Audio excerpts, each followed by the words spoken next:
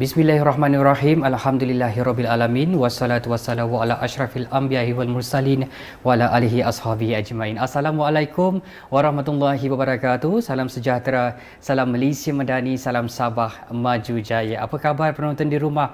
Alhamdulillah, semoga semuanya sihat walafiat. Saya Nazruddin Abdul Razak, Jabatan Penerangan Sabah, yang membawakan anda hari ini program Influencer 8 Japan Bah. Apa cerita? Seperti biasa, kami akan bawakan kepada anda program-program menarik yang dianjurkan di negeri di bawah bayu di Sabah ini. Dan hari ini kita akan berkongsi berkenaan dengan pelaksanaan ataupun penganjuran Majlis Tilawah dan Hafazan Al-Quran MTHQ peringkat negeri Sabah yang akan dianjurkan bermula 13 sehingga 16 Februari 2025 di Dewan Saadah Majlis Ugama Islam Sabah ataupun MUIS. Dan untuk bercerita lanjut berkenaan dengan pelaksanaan MTHQ ini, kami bawakan di set hari ini Al-Fadil Ustaz Adam bin Abdul Hai, Ketua Penolong Pengarah Bahagian Penyelidikan dan Informasi Jabatan Hal Ehwal Agama Islam Negeri Sabah Jahins. Assalamualaikum Ustaz. Waalaikumsalam warahmatullahi wabarakatuh. Apa khabar, sihat? Alhamdulillah.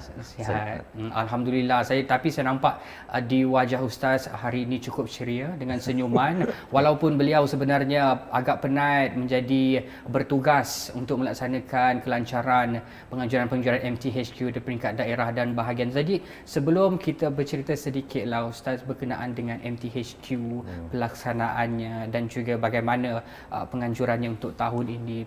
Ustaz baru-baru ni daripada daerah mana yang terakhir untuk ikut serta menjadi hakim? Okey, kali terakhir pada 7 hari bulan yang lalu, minggu lalu, hari Jumaat, kita telah menjadi salah satu urustia dan hakim lah, sekaligus hakim untuk Majlis Tilawah dan Hafazan Al-Quran peringkat bahagian Sandakan. Dan seramai 9 orang peserta qari dan qari'ah untuk kategori tilawah remaja, tilawah dewasa.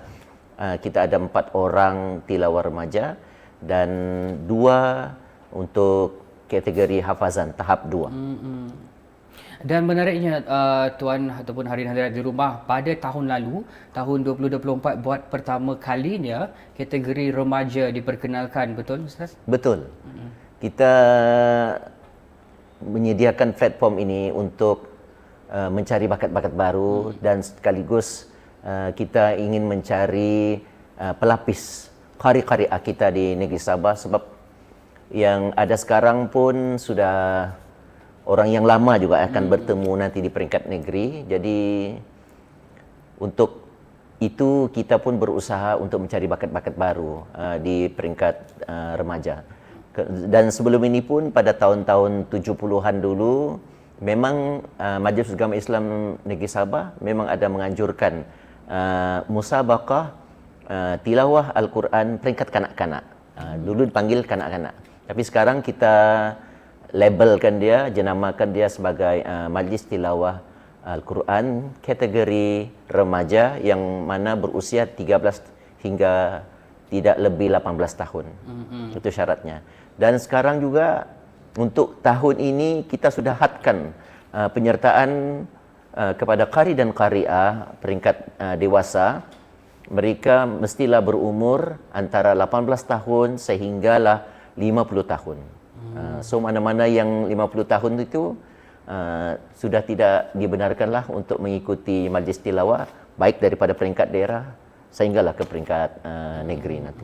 Jadi ini pentingnya para remaja di luar sana untuk melibatkan diri secara aktif dalam penganjuran-penganjuran ataupun acara-acara majlis tilawah hafazan Al-Quran ini. Ini adalah satu usaha penting saya rasakan supaya lebih ramai lagi generasi umat Islam khususnya para belia di Sabah ini bersedia untuk menggalas tanggungjawab sebagai umat yang boleh menegakkan syiar Islam dan juga membentuk satu jalinan masyarakat yang mahmudah, masyarakat yang baik budi pekerti. Dan Ustaz, kalau boleh kongsikan juga, pada 13 sehingga 16 Februari 2025 dijangka akan berlangsungnya Majlis Tilawah dan Hafazan Al-Quran di Dewan Saadah MUIS. Tetapi saya rasa ada banyak pengisian yang menarik untuk masyarakat ikuti, untuk hadir bersama-sama sepanjang tempoh pelaksanaan ataupun penganjuran MTHQ tersebut.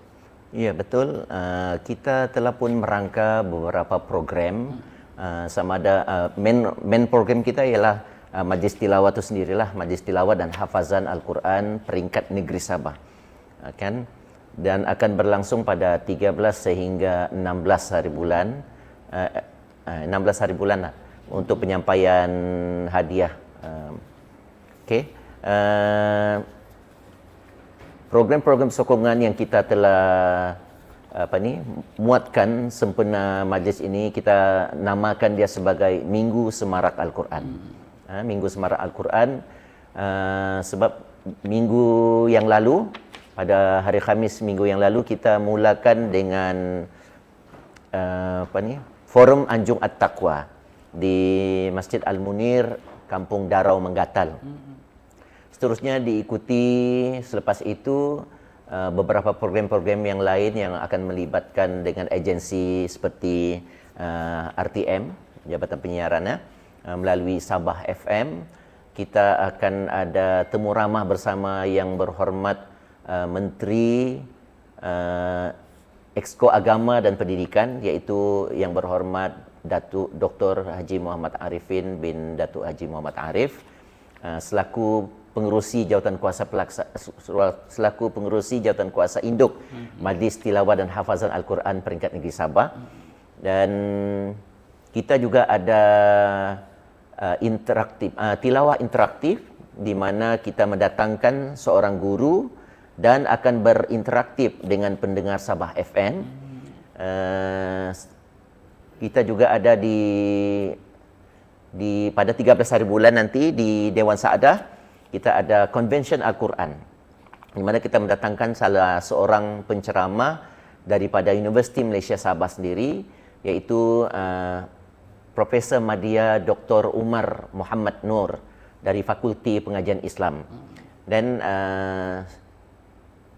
kita akan di Wisma Muiz juga, di ruang legar tu kita ada pameran dan jualan IKS, kita ada program derma darah, kita ada program pertandingan hafazan untuk kanak-kanak sekolah agama negeri, dan pelbagai program lagi lah yang kita rangka. Memang tujuannya untuk mengimarahkan lagi, menyemarakkan lagi majlis tilawah dan hafazan Al-Quran peringkat negeri Sabah pada tahun ini. Okey, itu tadi sedikit sebenarnya perkongsian daripada Ustaz. Ada banyak program yang menarik pengisian yang akan disediakan untuk mereka yang datang, pengunjung sepanjang 13 sehingga 16 Februari 2025, sepanjang penganjuran Majlis Tilawah dan Hafazan Al-Quran 2025 yang akan dianjurkan di perkarangan dan juga Dewan Saadah Majlis Agama Islam Sabah. Jadi berkenaan juga dengan MTHQ kali ini, pastinya penglibatan Majlis Agama Islam dan juga Jabatan Hal Ehwal Agama Islam Negeri Sabah memainkan peranan yang penting dari segi pelaksanaan dan juga penganjuran ini dari peringkat daerah sehingga bahagian dan juga ke peringkat negeri. Bagaimana kita boleh melihat kerjasama dua agensi penting ini, Ustaz, dalam memastikan kejayaan MTHQ untuk kali ini? Baiklah. Seperti yang kita sedia maklumlah, MUIS adalah akronim daripada Majlis Agama Islam Sabah, dan melalui kertas kabinet bilangan 25/95 suatu agensi telah diwujudkan bagi melaksanakan dan menguatkuasakan dasar-dasar majlis dengan entiti baharu sebagai salah satu jabatan kerajaan negeri Sabah, iaitu Jabatan Hal Ehwal Agama Islam Negeri Sabah atau JAHINS. Sebab kalau kita tengok di luar sana, mereka sukar untuk menyebut perkataan Jahin tu, tapi lebih mengenali MUIS. Tapi sebenarnya ringkas cerita dia, MUIS ini adalah penggubal dasar dan Jahins adalah pelaksana dasar itulah sendiri. Okey. Dan kedua-dua entiti ini memang diibaratkan seperti ayah dengan anak lah. Dan sepanjang penganjuran apa-apa pun hari kebesaran dan perayaan Islam, kedua-dua entiti ini memang sentiasa bergabung jalin untuk menyemarakkan semua program-program keagamaan yang ada di negeri Sabah.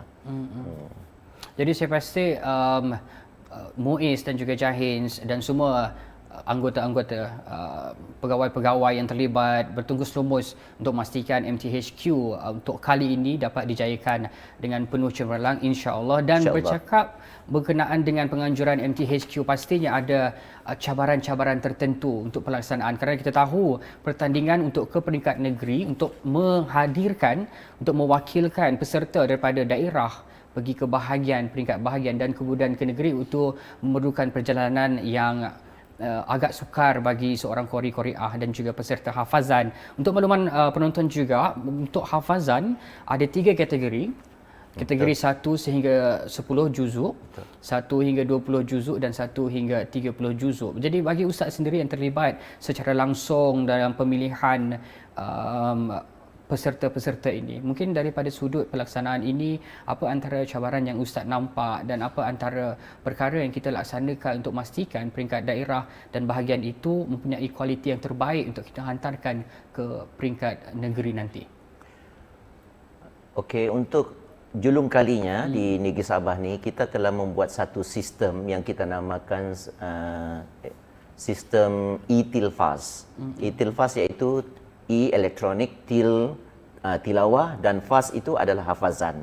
Dan konsepnya ialah kita buka peluang kepada penyertaan kepada semua penduduk dan pemastautin di Negeri Sabah melalui penyertaan secara online lah, secara dalam talian. Kita sudah buka tu dan kita adalah negeri yang pertama menggunakan sistem ini, sistem e-tilfaz, untuk memudahkan mana-mana individu ataupun mana-mana individu atau institusi untuk menyertai program Majlis Tilawah dan Hafazan Al-Quran peringkat negeri Sabah. Dan kalau bercerita pasal cabaran, memanglah satunya sistem ini masih baru dan sudah pasti untuk mengiklankan perkara baru ni memang agak sukarlah kita dengan keterbatasan. Mungkin ada setengah-setengah penduduk di Negeri Sabah ni yang tidak ada line, kan, tidak ada talian internet yang boleh untuk mencapaikan sistem ini. Kemudian time masa kami buat iklan ini memang masa tu masa bekerja, kemudian masa sekolah. Jadi mungkin agak sukarlah untuk mencari penyertaan daripada kaki tangan awam ataupun daripada orang ramai sekali. Kemudian lain lagi cabaran-cabaran sudut pelaksanaan di lokasi. Sebab kita di Negeri Sabah ni luas sebenarnya kan. Jadi kita ada lebih kurang 33 daerah. 34 daerah, minta maaf. 34 daerah dan mereka pun sebenarnya agak sukar untuk mencari penyertaan, peserta untuk menyertai majlis tilawah di peringkat daerah. Sebab yang saya katakan tadilah, lagipun tahun ini kita sudah syaratkan umur tidak lebih 50 tahun. Jadi yang otai-otai sebelum ni memang pernah menyertai majlis tilawah, mereka pun tidak dapat sudah menyertai untuk peringkat kali ini. Kemudian untuk majlis tilawah kategori remaja dan hafazan, kita terus masuk kita pertandingkan di peringkat bahagian. Kita tidak ada di peringkat daerah, tetapi kita kumpul mereka di peringkat bahagian dengan dalam tiga acara tu dalam satu majlis, iaitu majlis tilawah Al-Quran peringkat dewasa, majlis tilawah Al-Quran peringkat remaja dan hafazan untuk tahap 1, tahap 2 dan tahap 3 seperti yang dimaklumkan tadilah. Memang agak sukar dan mencabarlah untuk kita memilih peserta-peserta ini, di mana syarat utama kita kalau di peringkat daerah tilawah dewasa, mereka mesti menjadi johan dan mencapai markah, melepasi markah yang kita telah tetapkan, iaitu sebanyak 70%.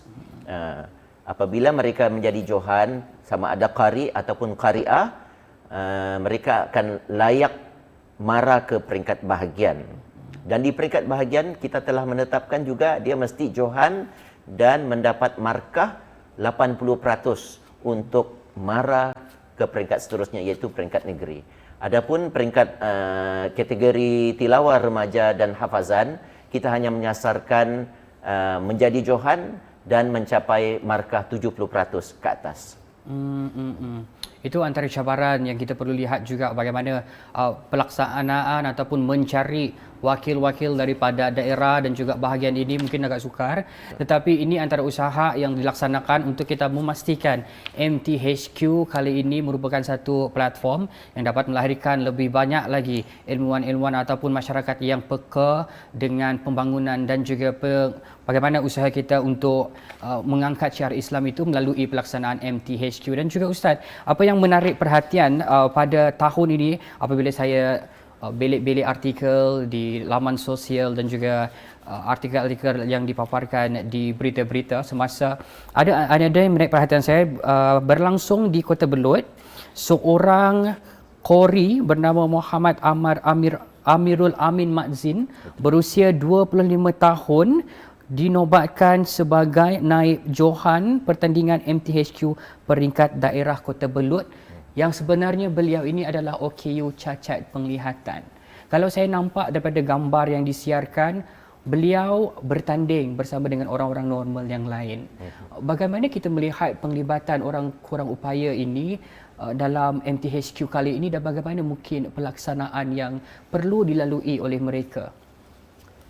Baiklah, di sebalik kekurangan setiap insan memiliki kelebihan yang tersendiri, ya, termasuklah mereka yang diuji dengan kecacatan panca indera ini.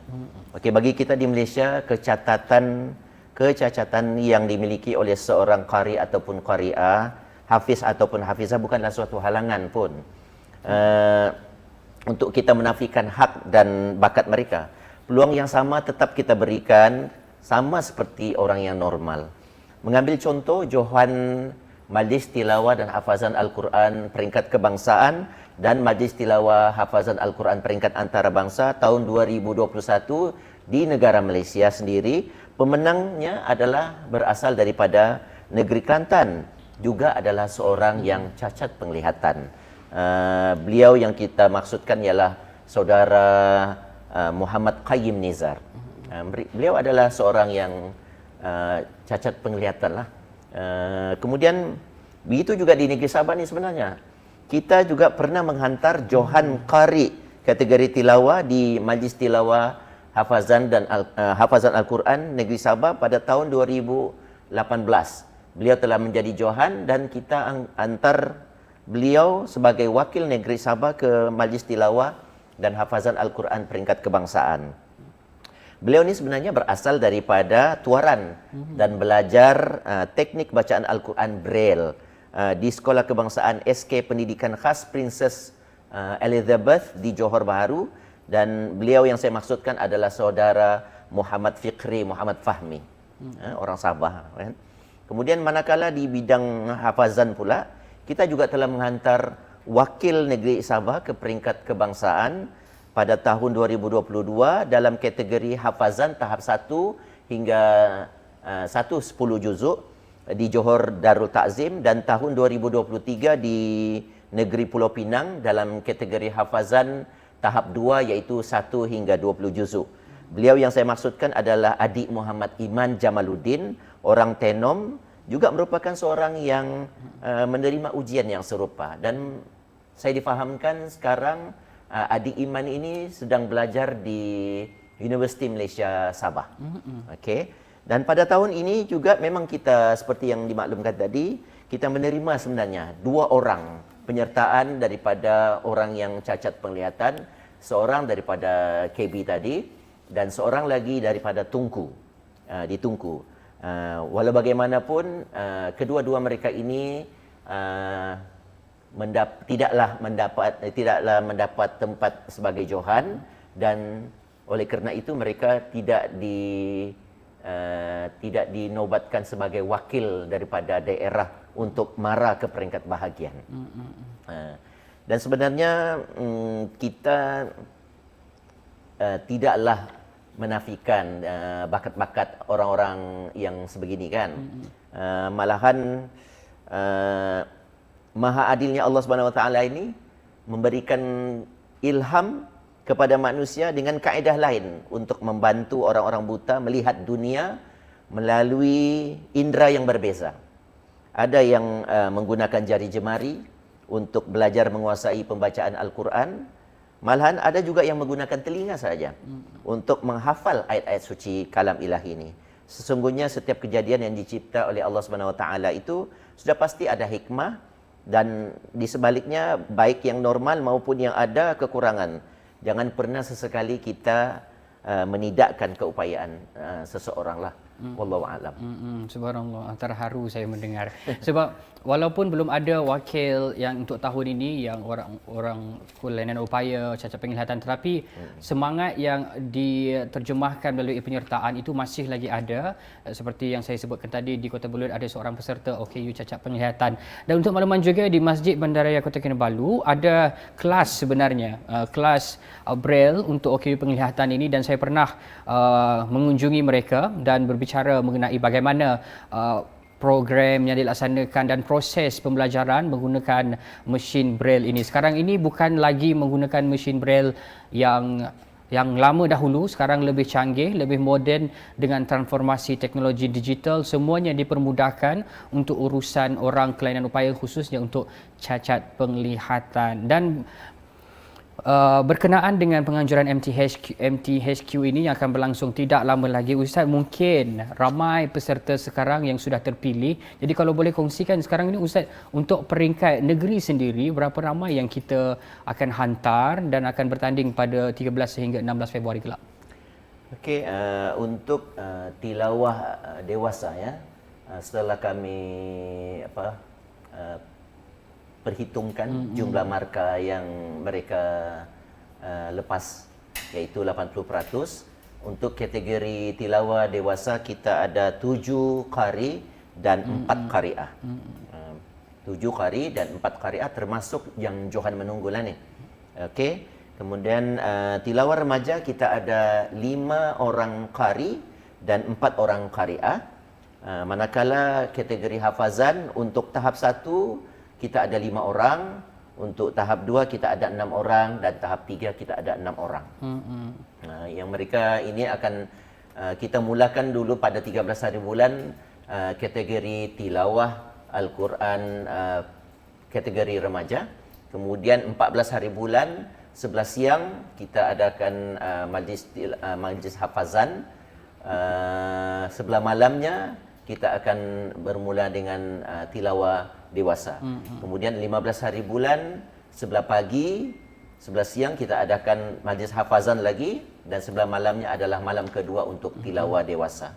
Dan 16 hari bulan adalah pengumuman keputusan dan siapakah yang bakal mewakili negeri Sabah ke majlis tilawah dan hafazan Al-Quran peringkat kebangsaan yang akan diadakan penghujung bulan April dan awal bulan Mei di Perlis Indra Kayangan. Itu selepas Aidilfitri lah kan? Selepas Aidilfitri itu.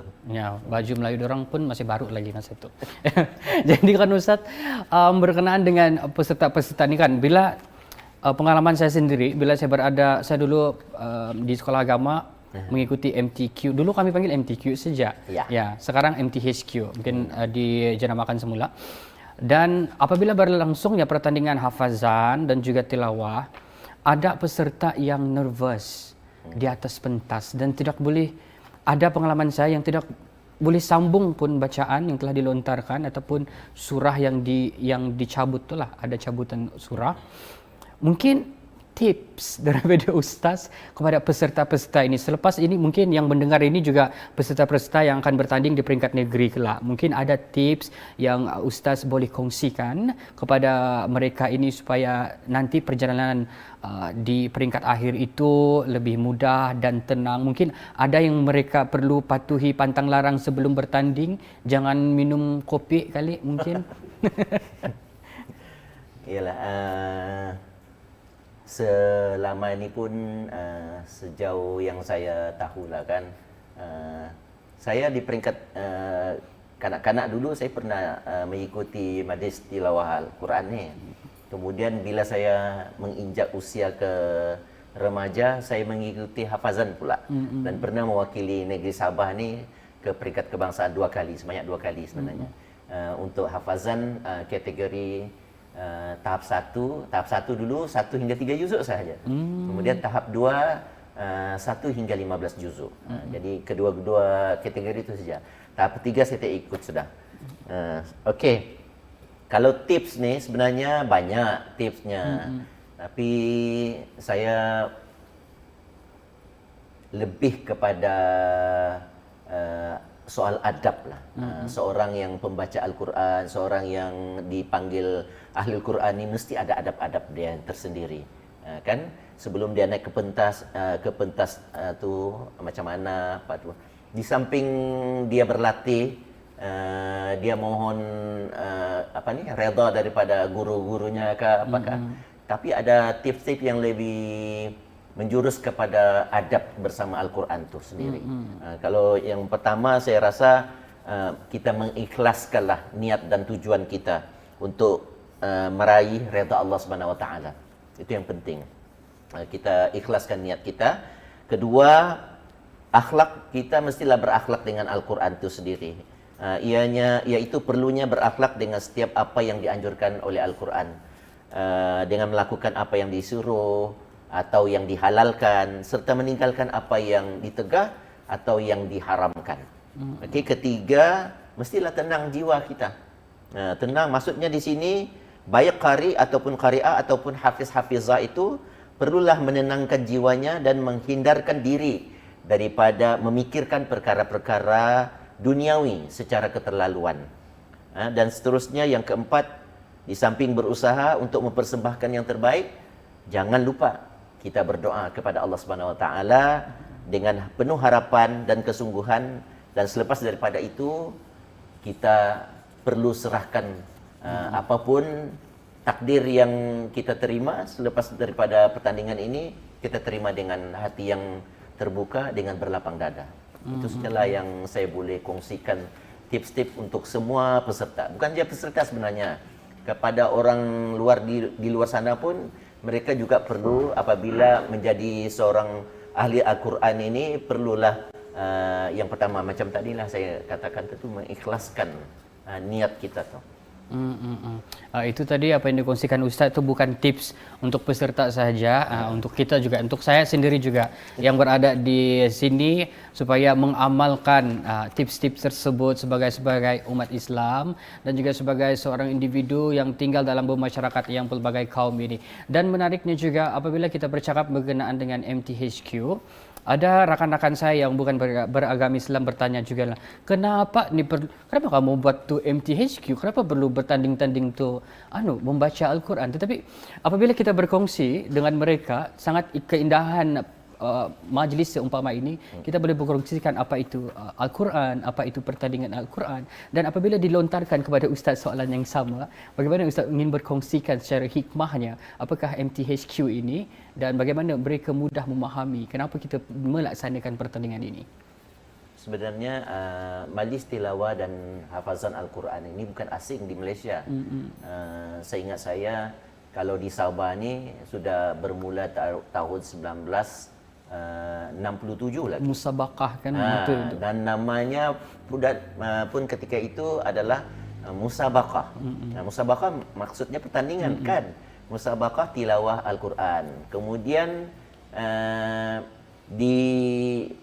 dijenamakan lagi dengan pertandingan membaca Al-Quran. Dia buang sudah perkataan musabaqah, dia jadikan pertandingan membaca Al-Quran. Seterusnya tidak ada yang untuk tilawah. Hafazan. Diasingkan begitu. Diasingkan. Dari seingat saya lah, kalau kita di Sabah ni tahun 2010 baru kita gabungkan majlis tilawah dan hafazan Al-Quran. Sebelum tu menghafaz namanya. Sekarang jadikan daripada menghafaz kepada hafazan. Balik kepada persoalan kenapa kenapa kita menganjurkan majlis tilawah ini. Satu, kita mau melihat bahawa masyarakat Islam di Sabah ataupun di Malaysia ini yang celik Al-Quran. Sebab kita sebagai orang Islam, kita tahu bahawa rujukan kita ada terutamanya Al-Quran lah kan, rujukan kita yang pertama. Kemudian barulah hadis, kemudian barulah seterusnya. Kan? Jadi sebenarnya kita menganjurkan majlis tilawah Al-Quran dan hafaz Al-Quran ini bukan saja kita memberi peluang kepada negeri, peserta-peserta negeri kita untuk mewakili negeri ke peringkat kebangsaan dan seterusnya. Tetapi ini juga merupakan satu majlis ilmu di mana kita akan menyediakan intisari ayat Al-Quran yang dipersembahkan oleh peserta kita. Dan kita mengharapkan bahawa orang yang mendengar dan mendengar bacaan serta menghayati intisari itu adalah orang yang mendapat rahmat daripada Allah SWT. Begitu juga kepada si pembaca. Kan si pembaca dia lagi banyak pahalanya, ganjaran pahala daripada Allah SWT untuk yang membaca. Kita yang mendengar ini pun dapat pahala yang serupa dengan syarat kita menghayati intifati yang dilontarkan melalui bacaan qari-qari'ah dan hafiz-hafizah kita. Dan disitulah kita akan ambil iktibar daripada setiap ayat-ayat suci Al-Quran tersebut, dan setiap yang dibaca oleh qari-qari'ah itu ada pesanan kepada masyarakat, khususnya kepada umat Islam di seluruh dunia lah. Itu Al-Quran yang kekal abadi, tidak ada berubah-ubah, dia punya konten sama saja, tapi pengajaran dia kepada umat sepanjang zaman. Jadi Ustaz, soalan saya yang terakhir sebelum kita menutup bual bicara berkenaan dengan pengujian majlis tilawah dan hafazan Al-Quran peringkat negeri Sabah, mungkin ada harapan yang Ustaz ingin lihat bagaimana penganjuran MTHQ kali ini, kejayaannya, dan MTHQ ini menjadi satu platform untuk kita membuka lebih banyak penganjuran acara Islamic events seperti ini di Sabah. Okay. Bagi pihak Urustia, kami mengharapkan sokongan orang ramai, khasnya di sekitar Kota Kinabalu ataupun di pantai barat ni, agar dapat memenuhi ruang Dewan Saadah dan ruang legar Majlis Ugama Islam Sabah, yang bermula insya-Allah pada 13 sehinggalah 16 hari bulan tu, sebab dengan pelbagai acara kan yang kita adakan. Dan saya turut difahamkan juga bahawa pihak Majlis Ugama Islam sendiri juga beserta agensi-agensi lain turut menyediakan hadiah kepada pengunjung-pengunjung bertua di pameran dan jualan di ruang legar bawah Dewan Saadah Wisma Muiz. Dan kita juga mengharapkan kita dapat menyumbang juga, menyumbang melalui derma darah untuk mengisi tabung darah Hospital Queen Elizabeth. Okey.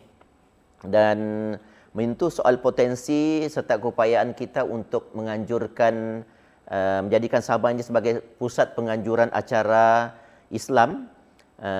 Ianya bagi saya tidak secara pribadilah ni, tidak mustahil untuk Sabah menjadi tuan rumah kepada penganjuran apa saja acara yang melibatkan hari kebesaran ataupun hari kebesaran dan perayaan Islam di Sabah ni.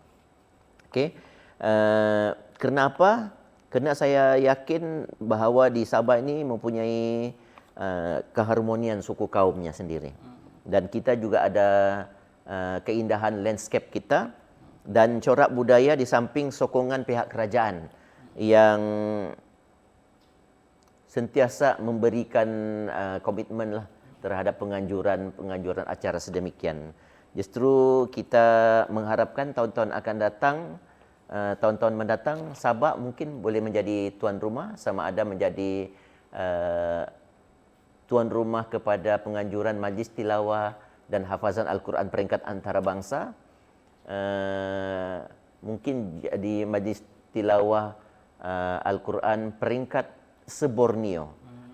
Sebab peringkat se-Borneo ni tahun lalu diadakan di Pontianak dan saya terlibat mengantar peserta kita dari Sabah. Kita memberi peluang kepada peserta Sabah untuk mengikuti program-program di luar di antarabangsa, peringkat antarabangsa, iaitu Majlis Tilawah Al-Quran peringkat antarabangsa se-Borneo diadakan dua tahunan, 2 tahun sekali. Tahun lalu di Pontianak, insya-Allah tahun ini di Sarawak, dan tidak mustahil Sabah akan menyusul. Selepas itu dia ada gilir lah. Kita ada Indonesia, Brunei, Sabah, Sarawak, Labuan di Kepulauan Borneo. Itu dinamakan sebagai Majlis Tilawah peringkat antarabangsa se-Borneo. Okay. Dan kita juga pernah mengikuti Majlis Tilawah Dunia Melayu Dunia Islam. Ini untuk pertama kalinya Sabah pernah menjadi johan. Qari'ah kita pernah menjadi johan di majlis tersebut yang diadakan di Melaka. Kemudian tahun lalu majlis tersebut diadakan di Medan, Indonesia. Dan kita menghantar 2 orang wakil daripada negeri Sabah juga, iaitu seorang qari dan seorang qari'ah. Walaupun kita tidak mendapat tempat di majlis tersebut, tetapi pendedahan kepada pertandingan-pertandingan bertaraf antarabangsa adalah perlu untuk kita, supaya qari-qari'ah kita ini bermotivasi untuk mendapatkan tempat bukan saja di negeri Sabah, dan malahan di peringkat kebangsaan dan seterusnya lah, di peringkat antarabangsa nanti insya-Allah. InsyaAllah. Semoga apa yang kita impikan ini dapat dilaksanakan dan mencapai satu tahap yang terbaik, prestasi yang cemerlang. Ini yang katakan, ini yang kita mahukan yang berlaku sebenarnya. Apabila penganjuran MTHQ peringkat negeri ini dilaksanakan, kita bukan hanya melihat kepada penganjuran ini di MUIS sahaja, tetapi kesan selepas ini mungkin apabila kejayaan ini dapat dikongsikan bersama, bagaimana kecemerlangan MTHQ peringkat negeri ini, mungkin Sabah akan dilirik sebagai salah satu lokasi ataupun negeri yang boleh menjadi tuan rumah kepada penganjuran acara-acara Islam peringkat kebangsaan maupun antarabangsa. Ini yang kita mahukan, limpahan kepada bukan sahaja sektor pendidikan Islam, tetapi juga kepada sektor ekonomi yang juga akan memberi kesan kepada masyarakat kita secara menyeluruh. Bayangkan kalau ada acara peringkat antarabangsa berlangsung di Lahad Datu, misalnya di Tawau, ini akan memberi limpahan ekonomi dan juga mempromosikan Sabah selari dengan agenda pembangunan Sabah Maju Jaya ataupun SMJ. Baiklah Ustaz, terima kasih kerana telah meluangkan masa bersama kita di Jabatan Penerangan dan juga bersama dengan muslimin dan muslimat di luar sana, mendengar bersama-sama berkenaan dengan penganjuran Majlis Tilawah Hafazan Al-Quran peringkat negeri Sabah. Kita sama-sama doakan supaya penganjuran kali ini berjalan dengan lancar dan cemerlang, dan akan menghantar qari-qari'ah dan hafiz-hafizah ke peringkat kebangsaan nanti yang akan berlangsung di negeri Perlis insya-Allah, dan mungkin mereka akan membawa kejayaan. Kita doakan sama-sama, semua masyarakat Sabah, masyarakat Malaysia, doakan kejayaan peserta-peserta MTHQ di peringkat kebangsaan kelak. Bersama kita hari ini Ustaz Adam bin Abdul Hai, Ketua Penolong Pengarah Bahagian Pendidikan dan Informasi Jabatan Hal Ehwal Agama Islam Negeri Sabah JAHINS. Terima kasih Ustaz atas perkongsian telah disampaikan. Untuk masyarakat di luar sana, di seluruh negeri Sabah, bukan saja di KK, di seluruh lah siapa-siapa yang di LD, Tawau, di Sempurna, di Sandakan, di mana-mana, sejak kamu turun 13 sehingga 16 Februari 2025 di Kota Kinabalu, di Dewan Saadah MUIS ini, di perkarangan MUIS ini juga ada berlangsung pelbagai aktiviti sepanjang penganjuran MTHQ bermula 13 sehingga 16 Februari dengan tema Al-Falah Pemacu Malaysia Madani. Tapi sebelum itu ingin saya kongsikan juga hadis riwayat Imam Malik yang berbunyi, taraktu fikum amroini lan tadilu ma in tamassaktum bihima kitabullahi was sunnatan nabihi, yang bermaksud aku tinggalkan kepada kamu 2 perkara dan kamu tidak akan sesat sebagaimana kamu berpegang teguh dengan kedua-duanya, iaitu kitab Allah Al-Quran dan hadis, iaitu sunnah Nabi sallallahu alaihi wasallam. Maka kita mahu lebih ramai masyarakat terus menyokong program-program yang dilaksanakan oleh Kerajaan Persekutuan dan juga kerajaan negeri seperti hari ini supaya kemakmuran dan kesejahteraan masyarakat itu dapat disampaikan kepada semua. Sekian, salam hormat. Assalamualaikum warahmatullahi wabarakatuh. Salam sejahtera. Salam Malaysia Madani daripada Jabatan Penerangan Sabah. Waalaikumsalam.